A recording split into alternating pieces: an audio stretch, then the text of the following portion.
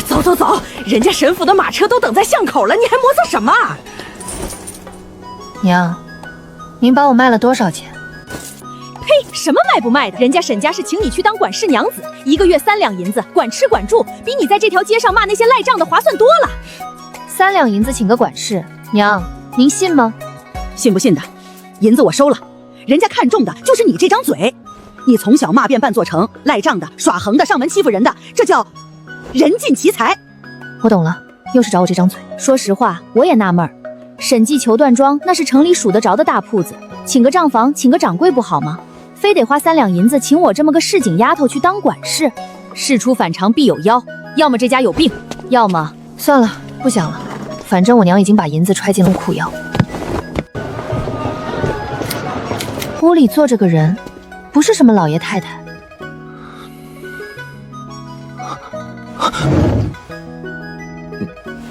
你，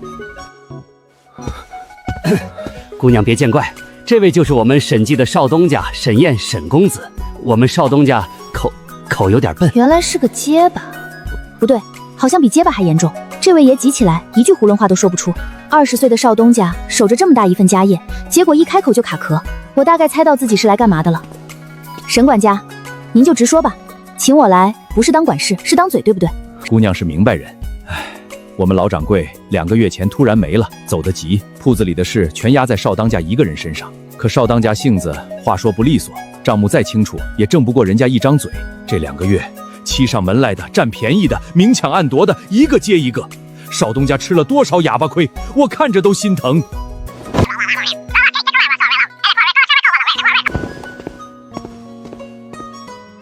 一个说不出话的年轻人，急得满脸通红，却一个字都蹦不出来，只能眼睁睁看着，有点惨。我打听了整座城，都说姑娘这张嘴，赖账的能骂得吐血，耍横的能骂得回家躺3天，所以我自作主张把姑娘请了来。我明白了，他还站在那儿，手足无措，眼神躲闪，像一只误进狼锅的兔子。行吧，沈公子往后有一条，您记着就行。该说的话我替您说，该骂的人我替您骂。您端着少东家的架子，装您的闷葫芦。第1条规矩，往后有人指着您鼻子欺负您，您别急着开口，您轻一吼，您一急脸一红，气势就先输了3分。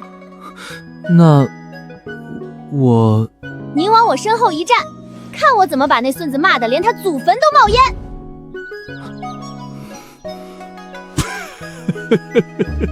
姑娘快起快起，二老爷带着人上门了。我上工第1天就赶上了大场面。哪个二老爷？少东家的二叔沈万贯带了7、8个族里人堵在前厅，说要接管铺子。这就是沈万贯了。我家那位少东家站在一旁，垂着头，手攥得死紧，脸憋得通红，一个字都说不出来。燕儿啊，不是二叔说你爹失手未寒，这偌大的沈记交到你一个说不囫囵话的娃娃手里，二叔实在不放心。你看这2个月铺子里亏了多少，街坊都在笑话，说沈记的招牌怕是要砸在你这一辈手上喽。二叔，你看看你，一句话都说不利索。得了，二叔替你分忧，铺子先交给二叔打理，你呢，安安心心当个揣手少中家，吃穿不愁，多好，可不是吗？二老爷这是替沈家着想，一个哑巴当家，传出去多难听。哟，这么热闹，我当是谁家办喜事呢？古前是二老爷上门抢东西来了。你是什么人？我是沈记新请的管事娘子。二老爷这话问的，倒像是您才是外人。一个下人也敢在这儿插嘴，大人说话哪有你的份儿？下人怎么了？下人眼不瞎心不瞎。我来问二老爷一句，您说少爷守不住铺子，那我倒想请教，这2月铺子究竟亏在哪儿了？这账目上明明白白亏损。账目好啊，那咱们就翻账。二老爷既说亏了，那您倒是指出来哪一笔亏了，亏了多少，货进的贵了还是卖的钱了？您指一笔出来，我立马收拾包袱走人。这管事儿我不当了。指不出来吧？我替您说，这2个月沈记非但没亏，还比往年多进了2批川蜀的云锦，账面清清楚楚，1文钱都对得上。您张口一个亏，闭口一个守不住，凭的是什么？凭您那俩玉扳指，还是凭您那张嘴？你这丫头，二老爷是长辈。长辈是这么当的。侄儿他爹刚没2个月，坟头草还没长齐呢，当叔叔的不说帮衬一把，倒带着一群人上门抢铺子，这叫长辈，这叫趁火打劫，欺负孤儿。我在市井里长大，什么样的货色没见过？赖账的、讹人的、欺负老实人的，一抓一大把。可我头回见着，当亲叔叔的、惦记侄儿家产垫子的这么明目张胆。您这哪是二老爷，您这是二……得，我嘴下留德，不说那个字了。你血口喷人！我这是为了沈家的体面。体面？您也配提体面？我告诉您什么叫体面。少东家嘴笨，可他心里门清，账目一笔不差，进货出货样样在行，这叫本事。您呢？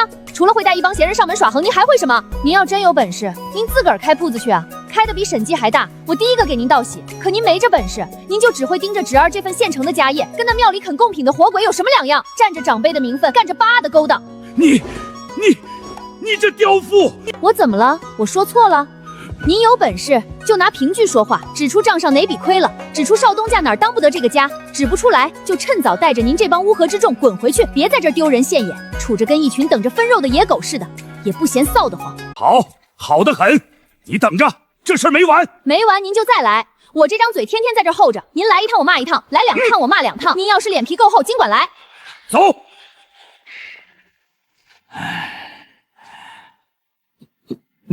你行了，您别急，慢慢说。你说的真好。我就是占点理，随便骂骂。你叫什么？严清河，街坊都叫我严半成。严清河。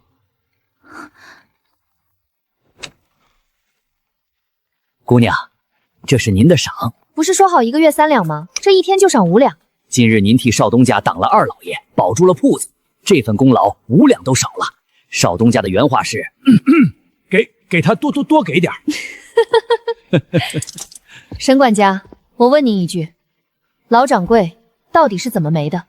老掌柜走得急，头一天还好好的，在铺子里对账说笑，谁都没看出不对。第二天早上人就没了。大夫说是急症，心口疼，您信吗？姑娘，有些话我不敢乱说。老掌柜身子骨一向硬朗，60岁的人了，还能一口气爬上库房的顶楼查货，这么个人，说没就没了。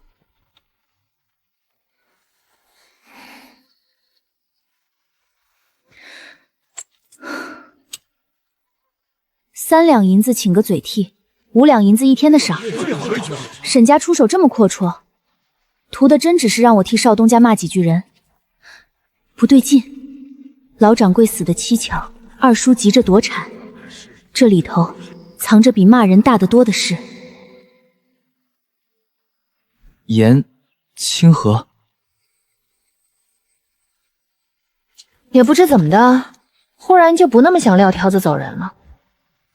行吧，这浑水我趟了。安稳日子没过几天，麻烦又找上门了。这可是笔大生意，柳员外家的嫁妆办得体面，往后城里办喜事的都得来咱们审计。用最好的。这2个月，审计被二叔搅得人心惶惶，正需要这么一笔生意提气。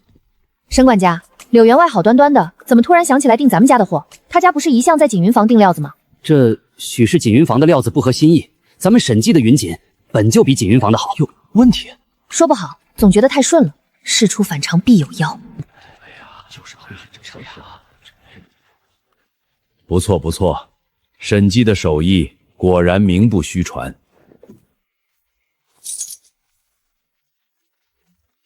少东家，有了柳员外这句话，往后审计的生意只会越来越好。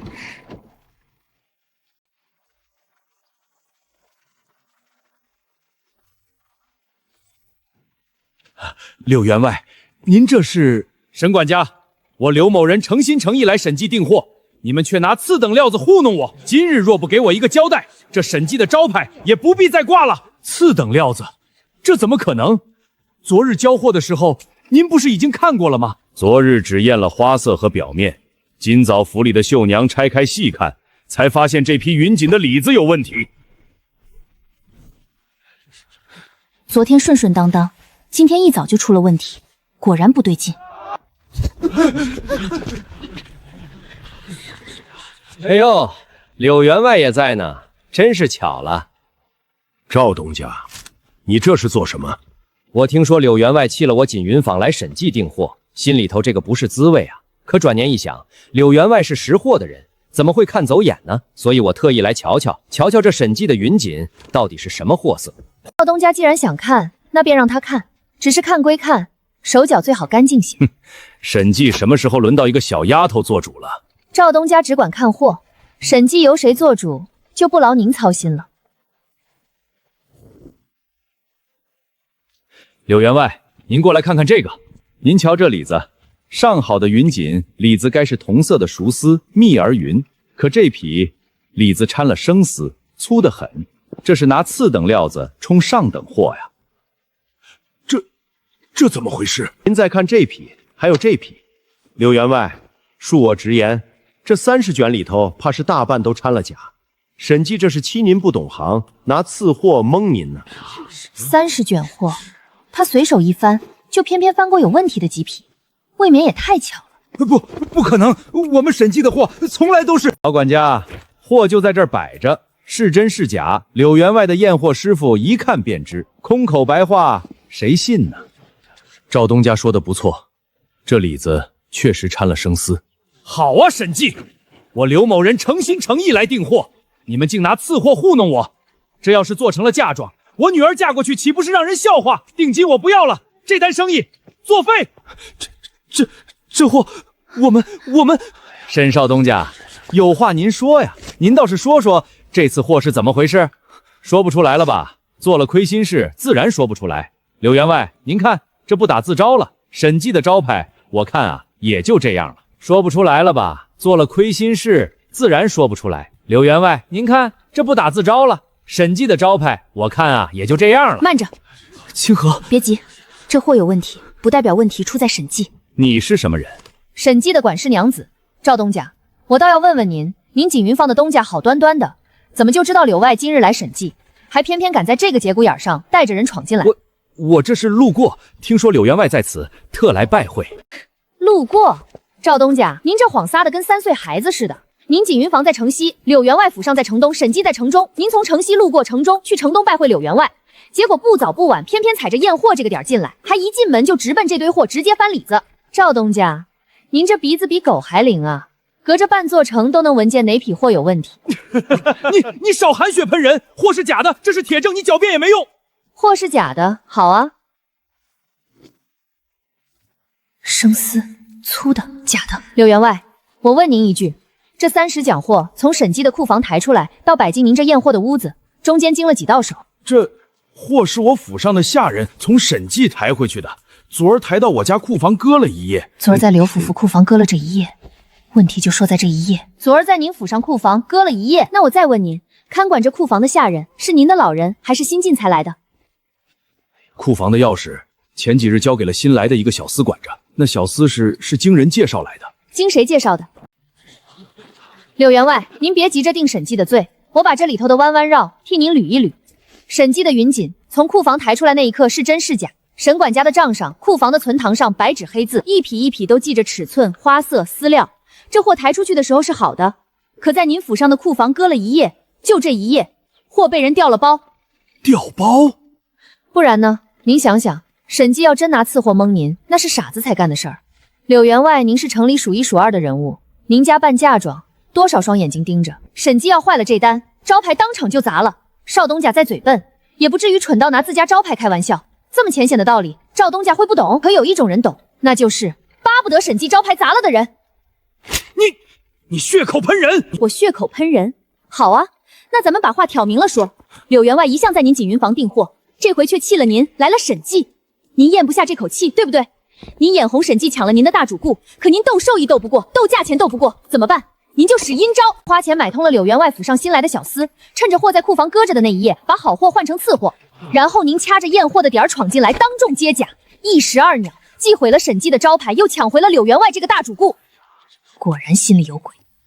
赵天禄，我在市井里长大，什么样的阴损货色没见过，可像您这样斗生意斗不过就使下三滥手段的，也算是开了眼了。您不去掂量掂量自个儿的本事，成天琢磨着怎么害人，您这脑子要是用在正道上，锦云坊的招牌早比审计还亮了，可惜呀，歪门邪道走惯了，正道反倒不会走了。茅坑里的石头又臭硬，还专会个人。你有什么证据？空口白话，谁信你？证据？证据不就站在那儿吗？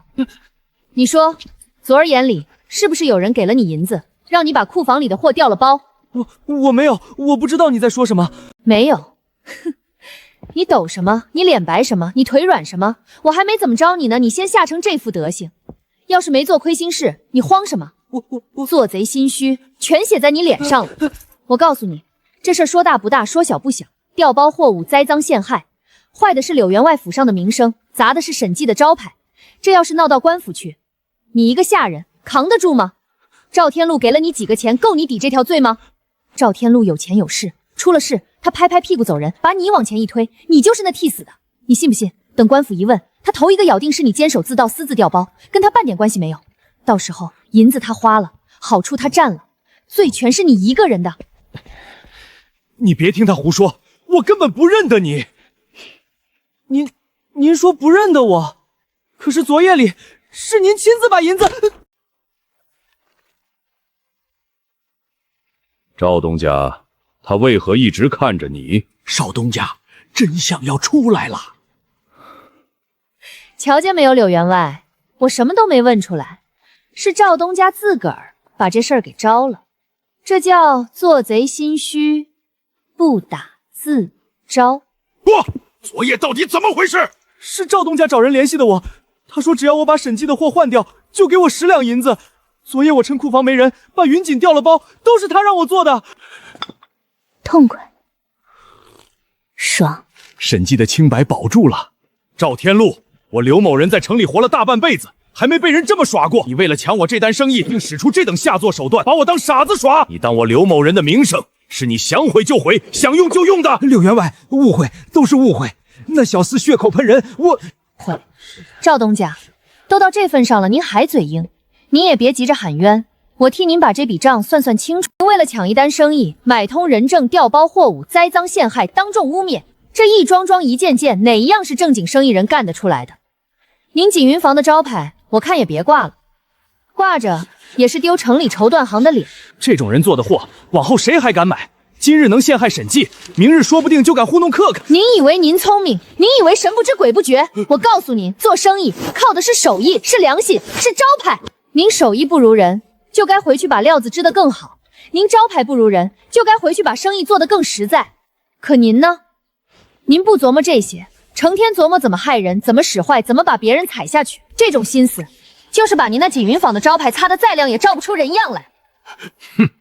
赵天禄，这事我不会善罢甘休，你等着，城里的生意人，我一个个都要说与他们听，看往后还有谁敢跟你做买卖。这位娘子是我刘某人险些冤枉了好人，审计的货我信得过，这30匹你们重新备好料子的，我照单全收，往后我柳家的生意就任审计了。柳员外明察秋毫，是审计的福气。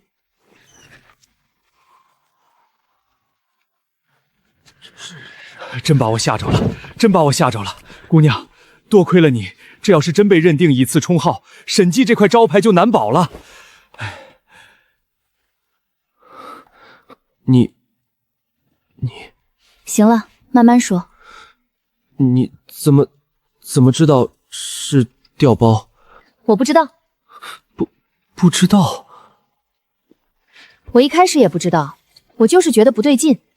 柳员外好端端的，怎么突然弃了锦云坊来咱们这儿？赵天禄好端端的，怎么就掐着验货的点儿闯进来？事出反常必有妖，我顺着这个反常往下问，问着问着就把那妖给问出来了。还有，我信您。信我？您嘴笨，可您心里门清。这2个月铺子里的账一笔不差，进货出货样样在行。这么个人，绝干不出拿次货砸自家招牌的蠢事儿。所以那货有假，问题一定不在审计，在别处。我认准了这一条，才敢当众把话说死，并非冒险逞强，而是先认定了你的为人和能力。父亲离开后，第一次有人不因我说话不顺看轻我，还认可我的本事，谢谢你。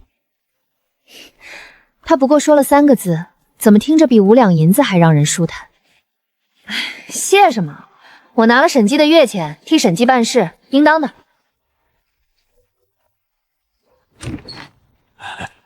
沈管家，您这是要把审计的家底都赏给我啊？这单生意保住了，往后柳家的生意都归了审计，这可是天大的功劳。少东家说了，多给，往后都多给。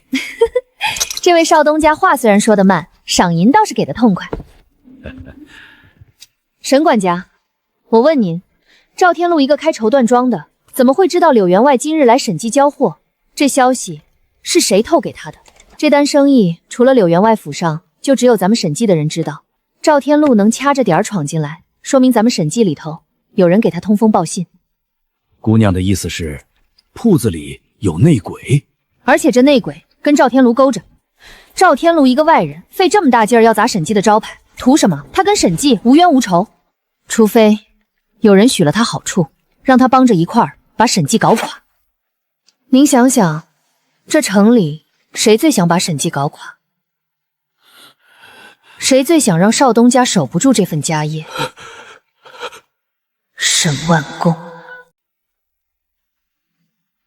老掌柜死得蹊跷，二叔急着夺产，如今又有内鬼勾结外人砸招牌，这几件事串起来了。这浑水比我想的还要深。姑娘，此事若真与二老爷有关，往后只怕还会有更大的麻烦。行吧，既然趟了这浑水，就趟到底。姑娘，不好了，族里要开宗族大会。开会怎么了？开会是好事，人多热闹。不是那个意思。帖子写说少东家口不能言，才不堪任，恐辱没沈家门楣，要在祠堂里当着列祖列宗和满家老小的面议一这审计的家业，该不该换个人当家？二叔上回上门抢铺子没抢成，这回是把整个宗族都搬出来了。祠堂族老、列祖列宗这些名头一层压一层，比沈万贯亲自上门更难对付。市井里骂架站的是理，宗族里议事讲的是规矩，规矩这东西最是磨人。沈管家，我问您，这宗族大会是谁提的？是族里几位族老联名，可我打听了，牵头张罗的是二老爷。这几位族老平日里都受过二老爷的好处。族长呢？族长是什么态度？族长年岁大了，是个墙头草，谁是大他就向着谁。二老爷这些日子没少往族长家送东西。这次面对的不止沈万贯，还有偏向他的族老，以及宗族的规矩与体面。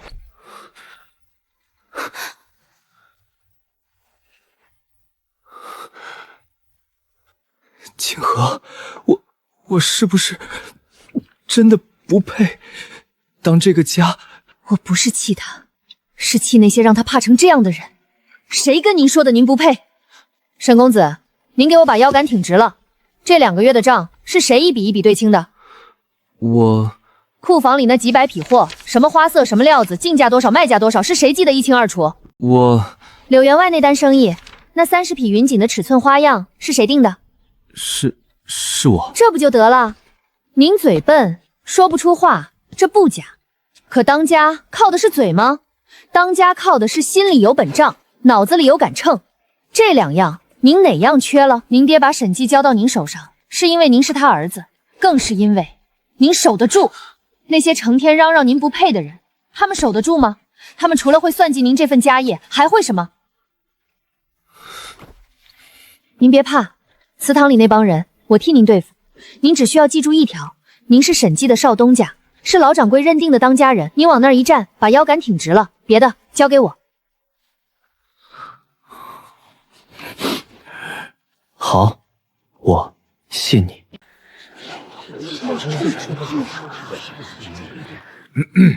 今日召集大家是为了审计的事儿。燕儿他爹走得早，留下这份家业。燕儿这孩子是个好孩子，就是口不能言。这么大一份家业交到他手上，族里几位长辈都有些不放心呐。族长说的是，我这做二叔的比谁都心疼燕儿。可心疼归心疼，家业是家业。燕儿连句囫囵话都说不出，往后要跟人谈生意、签契约、应酬官府，样样都得开口。他这样子怎么撑得起审计？传出去，人家不笑话燕儿，笑话的是咱们整个沈家。二老爷说的在理，我沈家在城里也是有头有脸的门户，当家的却是个说不出话的，成何体统？是啊，依老苏看，不如把家业暂交给二老爷代管。二老爷是长辈，又老成持重，等日后燕儿要是好了，再还给他也不迟。好一个要是好了，这家业一旦交出去，怕是这辈子都要不回来了。二老爷也是一片好心。是啊，沈记这么大的家业，总不能一直让个说不出话的人管着。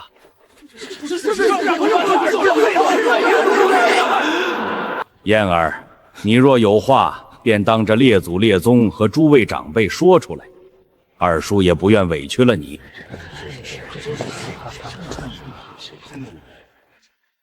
各位老爷说完了，该我说两句了。你是什么人？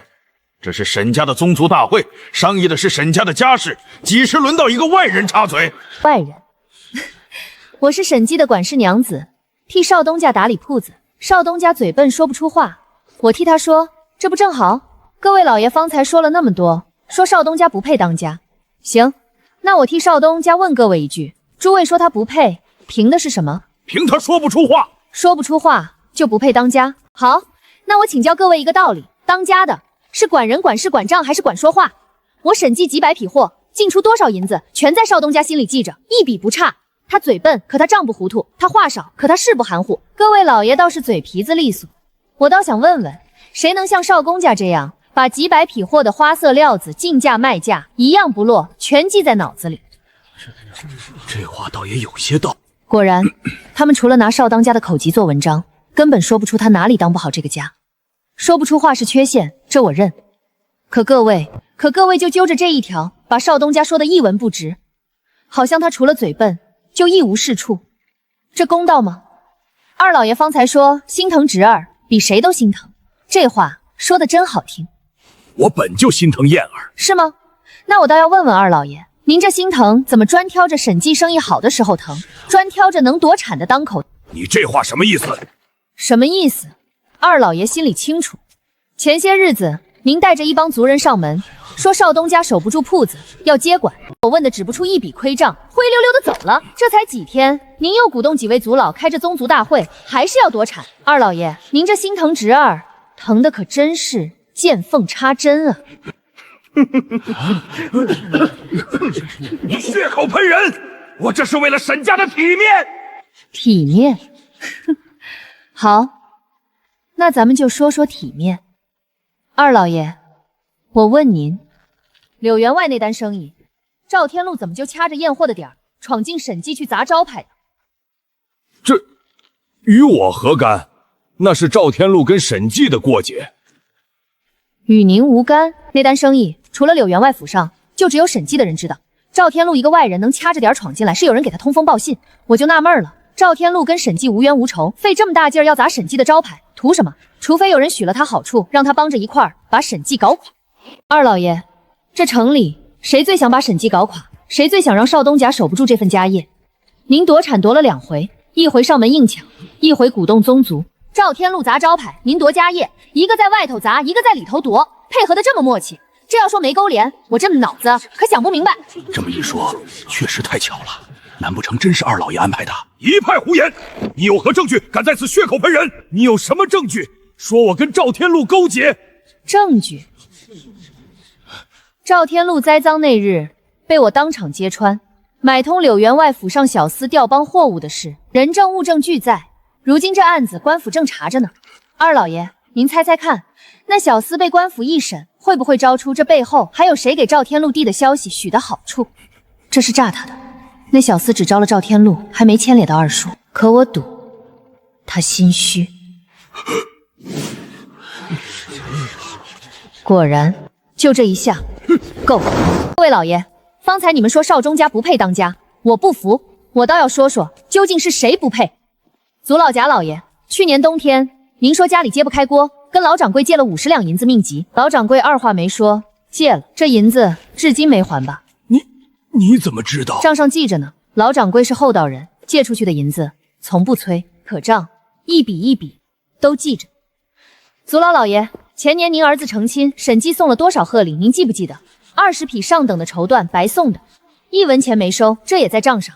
各位老爷，今日坐在这祠堂里，一个个义正辞严，说少宗家不配当家，摸着良心。可你们摸着良心问问自己，这些年你们受了老掌柜多少恩惠？借的银子，收的礼，占的便宜，哪一样不是审计给的？老掌柜尸虎未寒，你们不说报恩，倒被二老爷几句话、几件礼一撺掇，就来夺他儿子的家业。你们对得起供在这儿的列祖列宗吗？你们对得起老掌柜这些年的照付吗？我一个外人都看不下去，吃着人家的，拿着人家的，转过头就来抢人家孤儿的家业，这叫什么？这叫忘恩负义，这叫吃里扒外！你们也配坐在这祠堂里，跟列祖列宗称兄道弟？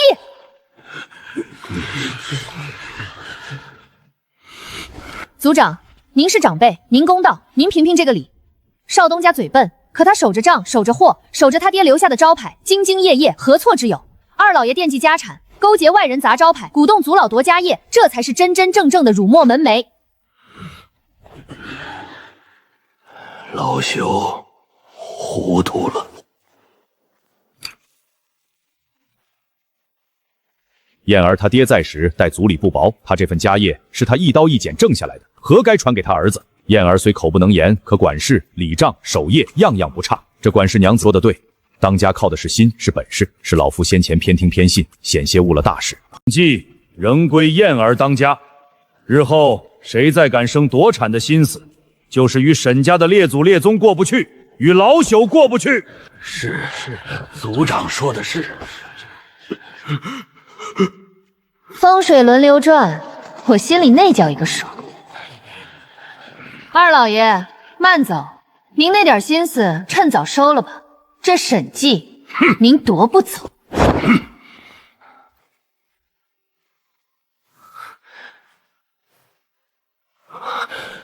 清河，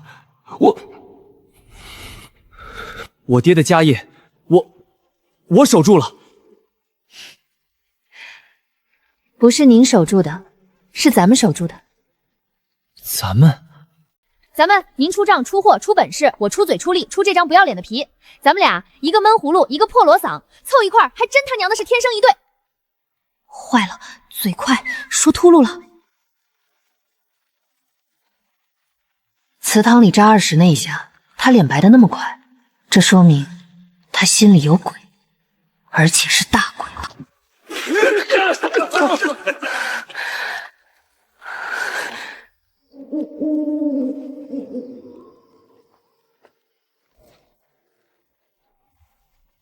姑娘，这么晚叫我过来，可是出了什么事？陈管家，我再问您一遍老掌柜的事，他走的前一天都见了什么人？那天二老爷来过，说是来看望兄长，还带了些补品，说是给老掌柜补身子的。补品？什么补品？好像是些药材，还有一罐炖好的参汤。老掌柜那晚喝了，还夸味道好。第二天早上，人就……那罐参汤。老掌柜60岁还很硬朗，喝过二叔送的参汤，第二天却出了事。大夫只说是突发急症，发作时心口不适。我在市井长大，听过不少隐秘手段，参汤若有异常，之后的不适很容易被当成急症。不敢再往下想。沈管家，老掌柜的丧事是谁操办的？他的遗体可还有什么留下的？大夫开的方子、验看的记录还在吗？老掌柜下葬的急是二老爷张罗的，说天热不宜久停。大夫的方子我记得我收着呢。把那方子找出来，还有当时看诊的大夫是哪一位，住在何处，也打听清楚。姑娘，你是怀疑老掌柜的死是二老爷争产、砸招牌，这些都还是能摆到台面上骂的事，可害命，这是要人偿命的大罪。叔若真做过这种事，今日失势，反而更不会收手。我守住了。行吧，既然认准了要护着这个闷葫芦，那就护到底。害命的账，一笔一笔，我替他讨回来。只是我没想到二叔的反叛来得那么快，那么狠。谁是严清河？我是。什么事？有人告你，说你一个外来的市井女子，勾结审计管事，伪造账目，侵吞铺中银两，还蛊惑少东家图谋沈家家产，跟我们走一趟吧。好家伙，反了！我一个拿月钱的嘴替，倒成了图谋沈家家产的人。这罪名一边污蔑我侵吞银两，一边要把我与沈燕彻底撕开。只要把我这张嘴弄进大牢，沈记就又成了没人替少导家说话的哑巴铺子。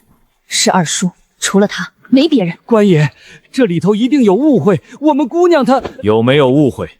公堂上说。他没有，他没，你们不能。别急，我没做过的事，谁也扣不到我头上。您在府里等着，把沈管家找的那样东西看好了。我上堂走一趟，去就回。闷葫芦，等我。内鬼原来在这儿等着我呢。堂下女子严清河，有人告你伪造账目，侵吞沈记银两，蛊惑少东家图谋家产，可有此事？回大人，没有。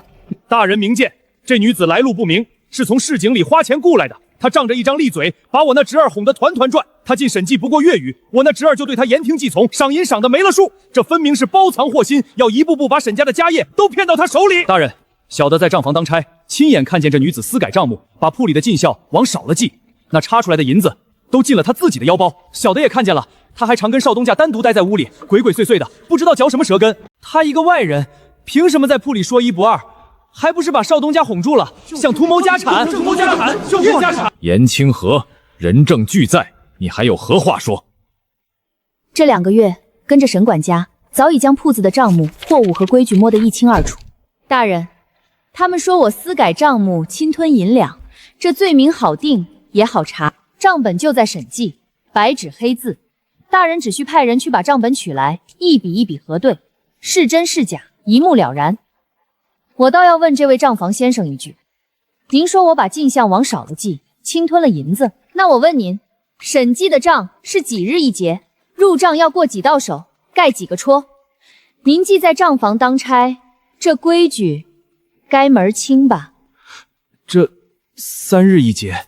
错了，审计的账是每日一结，日清月结，每一笔进少出项，当日入账，要经手的伙计、记账的先生、复核的管事，三方各盖一戳，缺一不可。月底再由少东家总核。我一个管事，就算想改账，我改得了伙计的戳，改得了复核的戳，改得了少东家月底那一核。您在账房当差，连每日一结都说成3日一结，我看您这账房先生是假的吧？还有你们俩，你说亲眼看见我私改账目，那我问你，我改的是哪一本账？改的是哪一笔？改了多少？你说个数出来。这我记不清了。记不清？你亲眼看见的事记不清？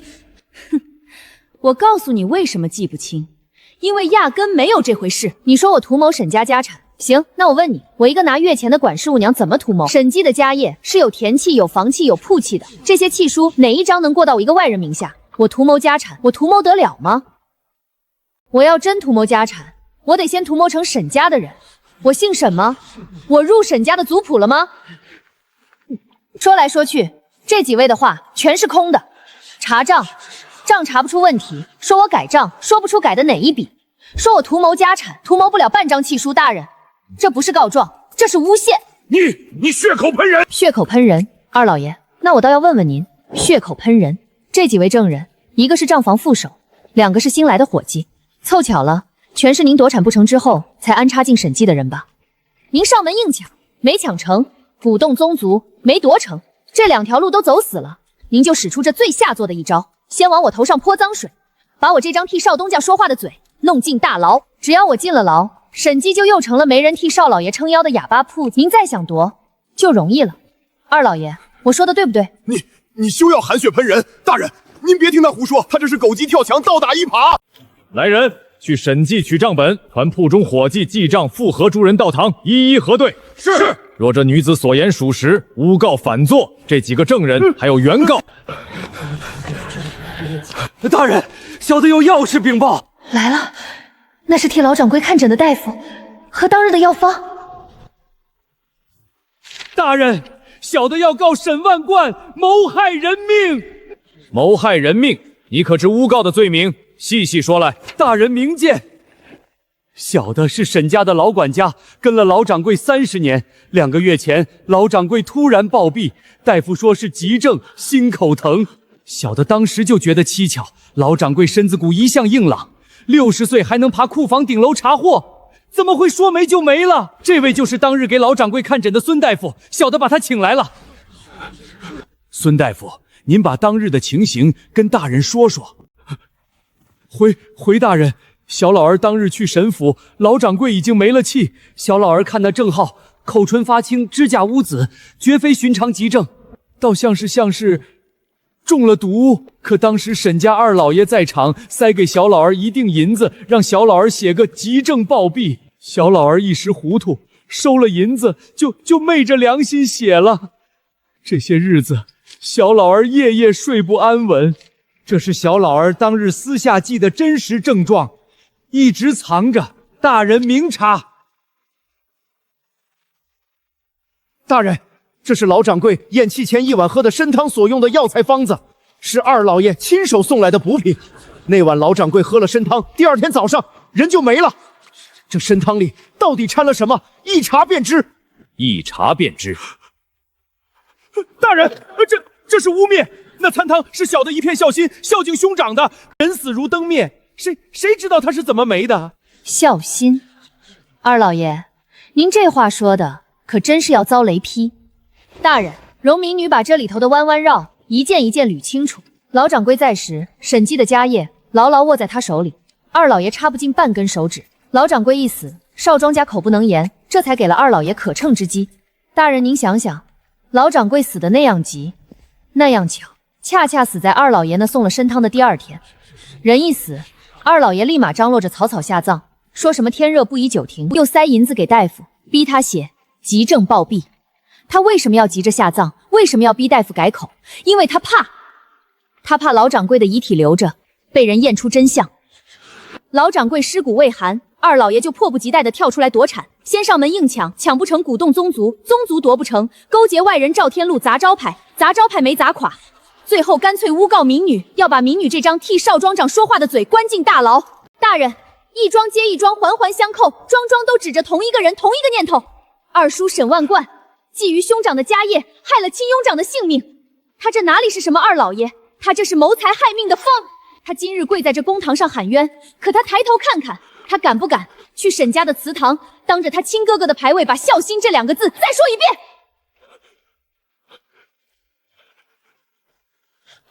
参汤药方，大夫记录，一并封存核查。沈万贯谋害人命乃是死罪，铁证如山之前，你还有何话说？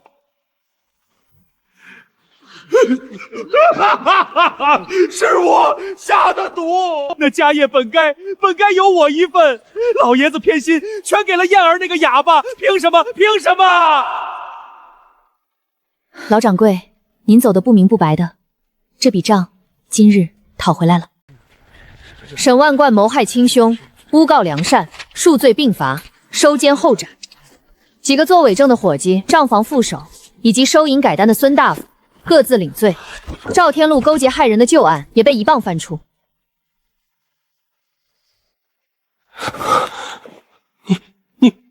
你，我说了，去就回，这不回来了。严清河，这些日子都是你替我说话，替我骂人，替我撑着这个家。可今天在公堂上，我什么都做不了，我只能站在府里等你。我恨我这张嘴，从小到大，我说不出话，被人笑，被人欺负，我都认了。我以为我这辈子就这样了，是你告诉我，当家靠的不是嘴，是你让我第一次觉得我说不出话也没什么大不了。所以这句话我一定要自己说，我不要你替我说。严清河，你别走，留下来不是当管事娘子，是当我沈燕的娘子。我这张嘴骂遍了半座城，怼过夺产的二叔，斗过使坏的赵天禄，压过满祠堂的族老，赢过公堂上的诬告，从来没输过。可这会儿，我这张天下无敌的嘴，愣是一个字都说不出来了。你个闷葫芦，什么时候嘴这么利索了？城里人都说沈记有一对活宝当家，一个是闷葫芦少东家，一个是破锣嗓管事娘子，一个心里有本账，脑子里有杆秤，一个凭着一张嘴护住铺子里的生意和规矩，一个不爱说，一个不怕说，倒也真是天生一对。那张脸早已没了当初双大茄子的耷拉劲儿，沉静又从容。一个心里有本账，脑子里有杆秤，一个凭着一张嘴护住铺子里的生意和规矩，人尽其才。我娘那3两银子卖得值。喂，闷葫芦，你说当初老掌柜要是知道他这份家业最后是靠一张骂街的破嘴保下来的，他得气成什么样？不会气。哦，为什么？因为这张嘴是我沈燕的。你